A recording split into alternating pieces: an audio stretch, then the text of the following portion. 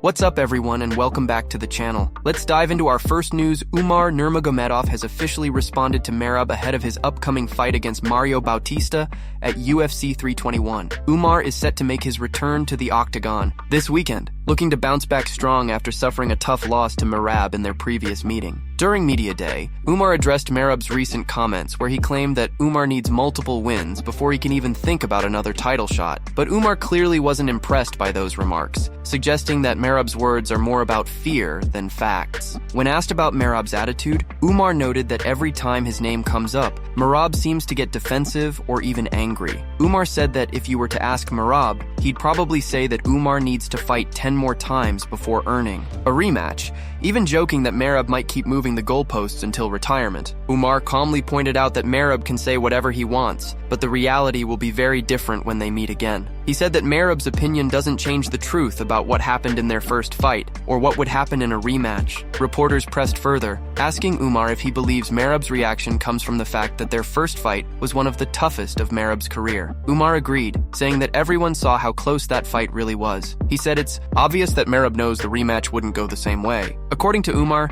Merab is trying to avoid the topic because deep down, he realizes how competitive that first bout was and how much harder it would be to face him again. Umar explained that it's funny to him how Merab keeps talking about rankings and winning streaks when everyone knows what really happened inside the cage. He said that people can see through the excuses and that Merab's frustration only proves how much that fight still bothers him. Despite Merab's attempts to dismiss him, Umar remains confident and focused on his comeback. He's determined to put on a dominant performance against Bautista this weekend and remind everyone why he's still one of the most dangerous contenders in the bantamweight division. And before we continue, make sure to leave a like on the video and subscribe to help support the channel. Moving on to another news, Belal Muhammad has once again called out Usman, accusing the former champion of avoiding him ever since a heated moment between them took place during the recording of Usman's own podcast. According to Belal, things got tense on the set of Pound for Pound when he ended up slapping Usman during the show. What's even more interesting is that the episode featuring Belal has still never been released, something he believes speaks volumes about how uncomfortable that moment made Usman. Belal said that at this point in his career, he only wants to fight contenders who are right next in line for the title, and Usman was the perfect opponent. He reminded everyone that Usman had even weighed in as a backup for the title fight, which made him the logical next challenge. But despite that, Belal says Usman is staying silent, injured, and inactive. He pointed out that Usman has gone 1-3 in his last 4 fights and seems to be talking a big game instead of backing it up inside the octagon. Belal went on to say that their tension started on that podcast episode when he slapped Usman, and since then, the former champ hasn't said a word about it. He added that anyone would want to get revenge after being slapped, especially on their own show, but the fact that Usman didn't do anything about it just proves he's avoiding him. Belal claimed that Usman knows the slap landed hard, and that he realizes it's simply a bad matchup for him. Belal didn't hold back, saying that for a man to get slapped during his own podcast and then refuse to air it or even talk about it shows what kind of person he really is. He called Usman a coward and said that it's clear he doesn't want that smoke. According to Belal, the situation showed him everything he needed to know about Usman's mindset, and now he's ready to move on and focus on bigger opportunities in the division. Moving on to another news, Ben Askren recently paid tribute to his longtime coach, Duke Roufus, who unexpectedly passed away last week. The MMA community was deeply saddened by the news, and Ben took a moment to share some heartfelt words about the man who played such an important role in his career and personal life. Ben said he lost his longtime MMA coach, Duke Roufus, and while trying to think of a mental Monday message about it, he struggled to find the perfect one. But what stood out to him most was how Duke was always welcoming to anyone who wanted to come to the gym. Ben reflected on how that simple but powerful trait defined Duke's character. He said many younger Americans today might miss out on understanding the true value of helping others, but Duke embodied it every single day. According to Ben, Duke never turned anyone away. Whether it was kids just starting out in MMA, young fighters learning to believe in themselves, or professionals chasing their dreams, Duke gave everyone his time, energy, and belief. He was that rare kind of coach who didn't just build fighters, he built people. Ben emphasized that helping others can truly make life better, saying, "I can't tell you how much better your life will get if you just start helping people." For Duke, that help came through coaching, mentoring, and caring for everyone who stepped into his gym. He wasn't just shaping fighters physically, he was inspiring inspiring them mentally and emotionally, pushing them to see their potential and never give up on themselves. Ben's words carried a tone of gratitude and deep respect. He ended his tribute by saying, "Rest in peace, Duke. You really did a great job with me and so many others." "Thank you, Duke." It was clear from his voice that the loss hit him hard, as he admitted he almost got emotional while speaking. Duke Roufus's impact on the sport, and especially on those he trained, will be remembered for a long time. Moving on to another news, the MMA community is going off on Bo Nickal for his comments about Khamzat. The controversy started after Bo appeared on the Ariel Helwani show, where he was asked what he learned from watching the Khamzat versus Plessis fight. Bo responded by saying that wrestling works, and that if you're in the UFC, you should know how to wrestle. That simple statement was enough to reignite debate about his past remarks on Khamzat. When asked about the possibility of fighting Khamzat on the upcoming UFC White House card, Bo said, "Maybe, I don't know. I've got to win some fights first. He's the champ, he's #1, and I'm not even in the rankings. So I've got to win some fights, and we'll see what happens after that." Nickal then tried to clarify his earlier statements that many fans had interpreted as him calling Khamzat overrated. Previously, Bo had said that if he fought Khamzat, people would see there are levels to the game, even going as far as saying Khamzat's wrestling was mid or trash. Those comments instantly went viral, with fans accusing him of disrespecting one of the most feared grapplers in MMA. Now, Bo claims his words were taken out of context. He explained that when he talked about ragdolling Khamzat, he was referring to a freestyle or collegiate wrestling match, not an MMA fight. "All the comments I made about ragdolling him were in a wrestling match," he said. "If we were to do freestyle or collegiate wrestling, it's not competitive. It's not close. I've been a 3-time national champ, a world champion, and I've beaten the best guys in the world. I don't take any of that back. But in an MMA fight, that's a dogfight. That's an absolute scrap." Despite his clarification, fans weren't buying it. The MMA community flooded social media with reactions, saying his backpedaling didn't match what he originally said. One fan wrote, "That doesn't sound like you were talking about wrestling, Bo." Another commented, "He's right, it wouldn't be close. Khamzat would absolutely destroy him. Maybe Bo has a small edge in collegiate wrestling, but in MMA, Khamzat would dominate." Others mocked his explanation, saying, "Okay, but you're never going to wrestle Khamzat. If you two meet, it'll be in the octagon and he'll maul you." Another fan joked, "I'm going to start telling people I could beat Bo Nickal in badminton, and when they call me crazy, I'll say I meant only in badminton." That's basically his logic. The overall reaction was brutal, with many calling Bo delusional for suggesting he could out-wrestle or out-grapple Khamzat in any real fight scenario. One fan summed it up perfectly. "Who cares about collegiate wrestling? The wolf would out-grapple him. That's what matters." At this point, Bo's attempt to clarify things seems to have backfired, as fans doubled down, insisting that Khamzat would steamroll him without question. Moving on to another news, the middleweight division has been thrown into chaos yet again, as Khamzat faces new accusations of steroid use following his recent fight with Plessis. The claims came from Merab's coach, Ray Longo,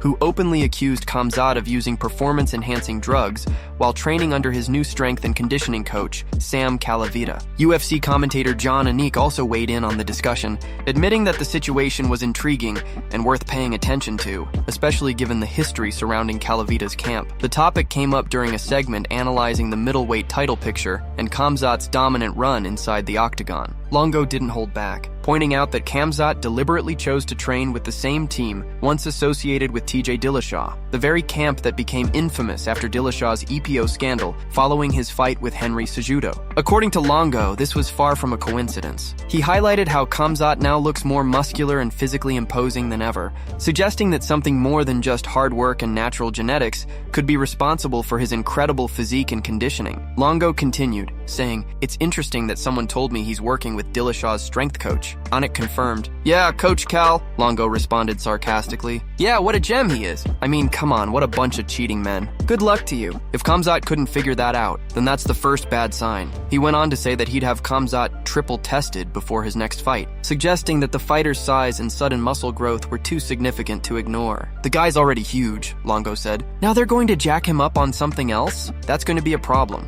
As the discussion continued, Longo expressed frustration at how naive some fans are about PED use in MMA. "Guys, I know what's going on out there. You think everybody's clean? You're really misinformed," he said. He emphasized that out of all the strength coaches available, Khamzat chose to work with one who has a proven connection to doping scandals. "There are a lot of strength guys out there," Longo said, "and he goes to the one with the exact track record we're talking about. That's not an accident. It's the art of war, I guess. A pretty interesting choice to make." John and Nick agreed that the situation raised questions, commenting that it was definitely an intriguing angle, especially considering Khamzat's history of stamina issues following his past viral infection. Some analysts speculated that he might be using EPO to help with endurance and recovery. Meanwhile, Khamzat's team has remained silent, refusing to comment on the accusations. Despite the controversy, Khamzat continues to dominate the middleweight division, steamrolling opponents and moving closer to undisputed champion status. Still, the allegations have stirred intense debate across the MMA community, with fans and analysts divided on whether the improvements are natural or enhanced. For now, the story continues to unfold, and it's clear this conversation isn't dying down anytime soon.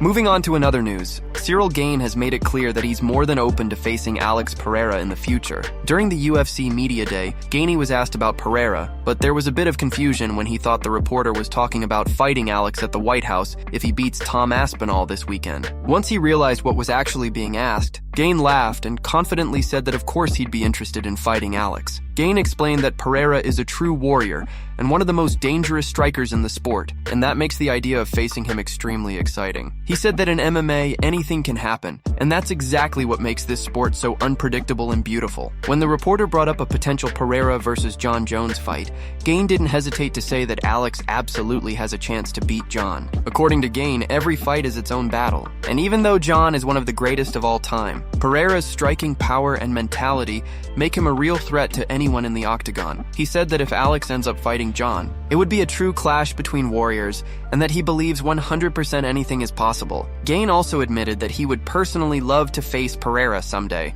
calling it one of the biggest possible fights in the heavyweight or light heavyweight division. He added that he respects what Pereira has achieved in such a short time, going from kickboxing to becoming a two-division UFC champion, and that kind of success deserves recognition. Gane wrapped up by saying that if he gets through Tom Aspinall, then a matchup with Pereira could be a dream fight for both the fans and the UFC. He said he's always ready to test himself against the best, and that Pereira represents exactly that challenge. For Gane, it's all about legacy, and a fight with Alex Pereira would be another step toward proving he belongs among the very best in the world. Moving on to another news, Conor has shared some fiery advice for JDM ahead of his upcoming fight against Islam at UFC 322 in New York. The matchup has already created massive buzz, with many fans seeing it as one of the most intriguing stylistic clashes of the year. And now, Conor has stepped in to give his take, sending JDM a personal message through jiu-jitsu coach and well-known internet troll, Craig Jones, who posted the clip on Instagram. In the video, Conor, in his classic confident tone, told JDM exactly how he believes the fight will go down. He said, "Some advice from Mystic Mac. Islam will be light work at this weight. No finishing capability or positional awareness whatsoever. He's a backpack at best. Nothing to fear, fear not. Patience, fitness, and ferocity, and he is sparked unconscious inside the 5. It was pure vintage Conor energy, bold, unapologetic, and filled with confidence. This message immediately went viral, with fans across social media split between those praising Conor for hyping up JDM and others mocking the idea of him giving advice against someone from Khabib's camp. Given Conor's long-standing rivalry with Khabib, it's no surprise that he took this chance to throw a few verbal jabs in the direction of Islam, who's now carrying the legacy of Team Dagestan at the top of the lightweight division. Craig Jones, who's close with JDM, seemed amused by the message and ended the video with laughter, followed by the iconic "Who the fuck is that guy?" reference that reminded everyone of Conor's infamous trash-talking days. Fans quickly flooded the comments, joking that Mystic Mac was back, and that this might be the mental edge JDM needed going into the biggest fight of his career. As UFC 322 gets closer, all eyes will be on whether JDM can actually live up to that confidence and shock the world against Islam. One thing's for sure, with Conor's words echoing through the headlines, this fight just got a whole lot more personal and entertaining. Moving on to another news, Khabib was seen playfully scolding Usman Nurmagomedov after he showed up with a cup of coffee, but only for himself. The lighthearted exchange was caught on video, giving fans another glimpse of the funny and brotherly relationship between the two. As Khabib noticed Usman holding his coffee, he jokingly called him out for not bringing one for his coach as well. With a playful grin, Khabib asked, "Where is my coffee? Why do you think only about yourself?" The moment had everyone around laughing as Usman tried to explain himself. Khabib, keeping a serious tone just for fun, pointed to Usman's drink and said, "This is real coffee, but he never brings coffee for me. Who is this coach? You think I don't deserve one?" The room burst into laughter again as Usman could only smile, realizing he had walked right into a classic Khabib moment. Someone nearby joined the fun, saying, "Never say never," to which Khabib quickly replied, "One day, you'll bring me coffee." Usman laughed and promised, "One day, I'll bring you coffee." The energy between the two was light, showing the respect and bond that has always existed inside the team. Khabib wasn't done teasing, though. He joked about Usman's car being parked outside, saying, "Find his car outside. That's why I think he's not here." When Usman tried to reply, Khabib continued, "It's not your problem, we're outside." "Outside, don't come inside." The group laughed again, enjoying the back and forth banter. Khabib finally smiled and ended the moment by saying, "But I need it," hinting once more that he was still waiting for his coffee. Fans loved seeing this side of Khabib, playful, humble, and full of humor. Despite being known as one of the most dominant champions in UFC history, he's never lost his easygoing nature when surrounded by teammates. His friendship with Usman goes beyond fighting. It's a mix of mentorship, respect, and genuine camaraderie. Usman, who continues to make his own mark in Bellator, has often spoken about how much he's learned from Khabib both inside and outside the gym. Moments like these show that behind the intense training and serious competition, there's also warmth, laughter, and brotherhood that keeps the Dagestani team united. Moving on to another news, Ciryl Gane has just sent a bold warning to Tom Aspinall, making it clear that his wrestling and grappling have improved massively and that people are seriously underestimating him. In a recent interview, Gane revealed that he's been working relentlessly on the area many fans once considered his biggest weakness, his ground game. He said that his loss to Jon Jones taught him valuable lessons, and now he's using that experience to fuel his comeback and chase the heavyweight title with full force. This fight has everyone talking, especially because of the potential for it to go beyond the first round. Gane has already proven several times that he can maintain a high pace for 5 rounds, striking beautifully, moving with precision, and controlling distance better than almost anyone in the division. Aspinall, on the other hand, has yet to be truly tested over the full championship distance. Even Tom himself has admitted that this fight could go deep into the later rounds. Acknowledging Gane's slick movement, fight IQ, and excellent cardio, it's worth noting that Gane's last performance wasn't particularly dominant. He barely edged out a close decision win over Alex Volkov, a fight many fans felt could have gone the other way. However, Gane insists that he's learned from every setback and continues to evolve. He now feels more complete than ever, both mentally and technically, and he's determined to prove that his grappling can no longer be dismissed. In the interview, Gane confidently stated, "I can do both. I can fight like a dog in the very first round, but I can also go 5 rounds. I'm not going to explain my tactic or my game plan, but whatever happens, I'll be ready for it. I'm going to be present, fully focused, and I'm prepared for everything." Like you say, he's a well-rounded fighter, but me too. When asked who would have the advantage if the fight went to the ground, Gane addressed the long-standing criticism of his wrestling. He said, "People like to say I'm not good on the ground, but I've only lost once, and that was against Jon Jones. I made a mistake in that fight, but that's not something I do anymore. People underestimate my ground game, but I'm never afraid to go there. I've said it in every interview. I know what I'm doing in training." Gane explained that since the loss to Jones, he's spent countless hours improving his wrestling and grappling under some of the best coaches in Europe. He believes fans will see a completely different version of him this time, sharper, tougher, and far more confident on the mat. As the heavyweight clash with Tom Aspinall approaches, Gane's words serve as both a promise and a warning. He's no longer just the slick striker. He's a complete mixed martial artist ready to prove that he can dominate anywhere the fight goes. That's it from MMA Pulse News. Thanks for watching. Don't forget to leave a like and subscribe for daily MMA news.